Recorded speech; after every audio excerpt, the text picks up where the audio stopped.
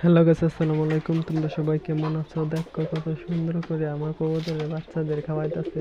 আমি এমন দৃশ্য দেখে অনেক খুশি হয়েছি। এই দেখো কি সুন্দর করে নর্দা খাওয়াইতেছে বাচ্চা দুইটারে। বাচ্চাগুলা অনেক সুন্দর হয়েছে। সবাই দোয়া করবা যেন এইগুলা বাচ্চাগুলাকে আমি বড় করতে পারি, পালের জন্য রাখতে পারি। অনেক সুন্দর আর অনেক কিউট হয়েছে। দেখো কত সুন্দর করে খাওয়াইতেছে বাচ্চাগুলারে। আর সবাই আমার চ্যানেলটা সাবস্ক্রাইব করে দিবা।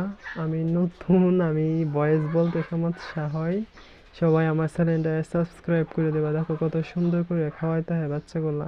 টাটা। আমার আগে তোমাদেরকে অনেক ভিডিওতে দেখাইছিলাম আমার অনেক কবুতর ছিল, কিন্তু শীতকালের জন্য গ্রামে অনেক শীত, শীতকালের জন্য বাচ্চা মরে গেছে, কবুতর সব মরে গেছে। মাত্র আমার 2 জোড় কবুতর আছে। এই যে 1 জোড় আর 1 জোড় আছে হলো উপরে কার্টুনের ভিতরে বাসা বাঁধা দিছিলাম, ওইগুলার ভিতরে বাচ্চা দিছে। অনেক সুন্দর হয়েছে ওই বাচ্চাগুলাও, এই বাচ্চাগুলাও। সবাই দোয়া করবা আমার জন্য আর আমার কবুতরের জন্য। এই দেখো এই বাচ্চাগুলা অনেক সুন্দর হয়েছে। এগুলা আগে পড়ছে আর এগুলা পরে পড়ছে। এটা অনেক সুন্দর। টাটা।